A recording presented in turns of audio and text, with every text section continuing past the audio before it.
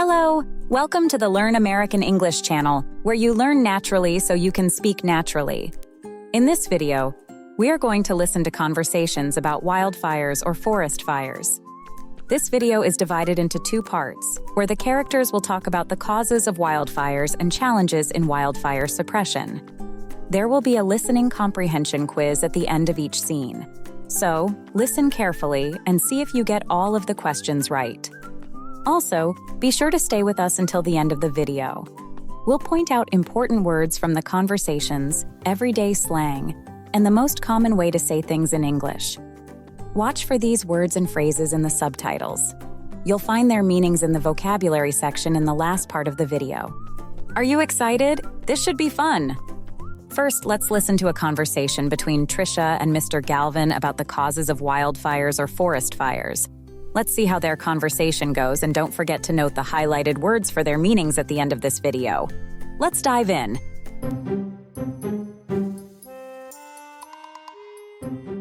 Good morning, Mr. Galvan. Do you have a minute? Good morning, Tricia. Of course. What's on your mind? I saw on the news that there are big forest fires in California. It looks really scary. I was wondering, what exactly are wildfires or forest fires? Are they the same thing? That's a great question, Tricia. Wildfires and forest fires are very similar. A wildfire is any large, uncontrolled fire that spreads quickly in natural areas like forests, grasslands, or even near towns. A forest fire, as the name suggests, happens specifically in a forest.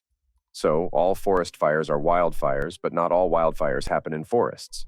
Oh, I see. So what causes them? Do people start them, or do they just happen on their own? Both. Wildfires can start naturally or because of human activity. One natural cause is lightning. When lightning strikes a dry tree or grass, it can start a fire. Dry and windy weather makes the fire spread quickly. That makes sense. But what about people? How do they start wildfires? Sadly, many wildfires are caused by human carelessness. People sometimes leave campfires burning, throw cigarette butts on the ground, or even burn trash in dry areas. These small fires can grow out of control. Wow, that sounds really dangerous. So does that mean wildfires are always bad? Not always. It's true that wildfires destroy homes, trees, and animals' habitats. But in some cases, they can be good for nature. Some plants actually need fire to grow. The heat helps certain seeds open up and start growing. Fires also clear out old plants, making space for new ones. That's surprising. I always thought fire was just destructive. So is there a way to stop wildfires before they get too big? Yes, firefighters and scientists work hard to prevent and control wildfires. They create fire breaks. These are gaps where trees and plants are removed, so the fire can't spread easily. They also use helicopters and planes to drop water or special chemicals on the fire. That's really cool. But what can regular people do to help? Great question. People can be careful with fire. Never leave a campfire unattended. Never throw matches or cigarette butts on the ground, and follow fire safety rules. If they see smoke or fire, they should report it right away. That makes sense. Thanks for explaining all this, Mr. Galvan. You're very welcome, Tricia. Here are some listening comprehension questions to see how well you understood the conversation between Tricia and Mr. Galvan. Where do wildfires happen? Wildfires happen in forests, grasslands, and other natural areas. What do firefighters use to stop wildfires? Firefighters use water, special chemicals, and fire breaks to stop wildfires. Why are some wildfires good for nature? Some wildfires help plants grow by opening seeds and clearing old plants. So, did you get all the questions correct? Let us know in the comment section. Now, let's continue listening to a conversation between Tricia and Mr. Galvan as Tricia asks how to prepare and respond during wildfires. Let's see how their conversation goes, and don't forget to note the highlighted words for their meanings at the end of this video. Let's begin. Hi again, Mr. Galvan. Do you have a moment? Hi, Tricia. Of course. Always happy to chat. What's on your mind today? Well, after our last conversation, I kept thinking about wildfires. You said they can destroy homes, right? So, what happens when a wildfire gets too close to where people live? What should they do? That's an excellent question, Tricia.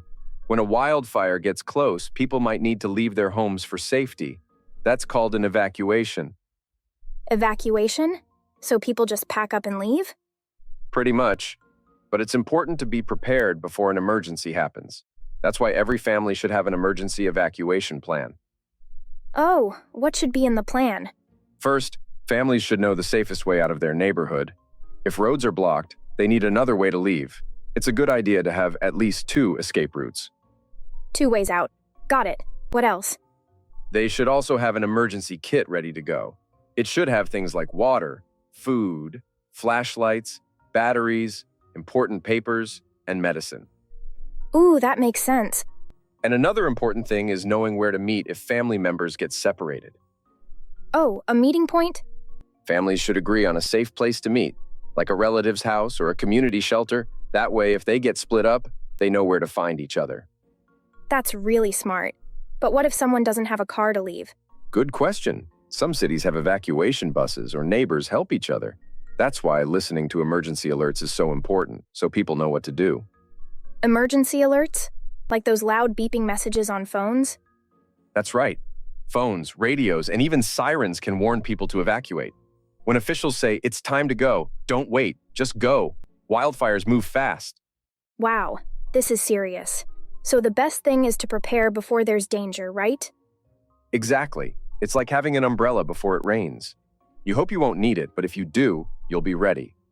That's a good way to put it. And don't forget, stay calm, follow the plan, and always listen to emergency officials. Got it. Thanks, Mr. Galvan. You always explain things so well. My pleasure, Tricia. Before we review the key vocabulary from these conversations, here are some listening comprehension questions to see how well you understood the conversation between Tricia and Mr. Galvan. Why should families have 2 escape routes?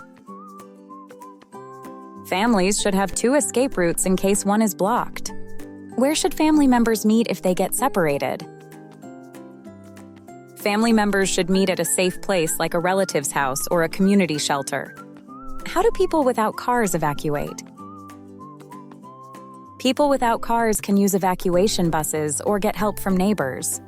So, how many questions did you get right? Let us know in the comment section.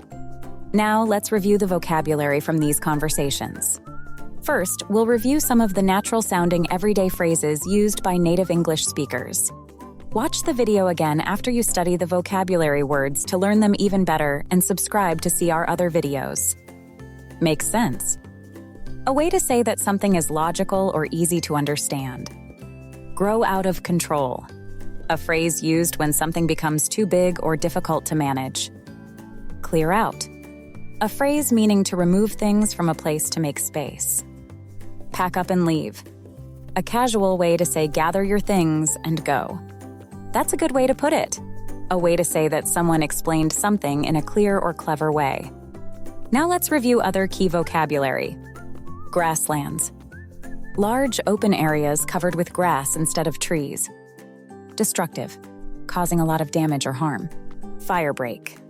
A gap where trees and plants are removed to stop a fire from spreading. Sirens. Loud warning sounds used for emergencies. Beeping. A short repeated sound like the one phones make for emergency alerts. Were the conversations relatable? Try using these conversations with your family and friends.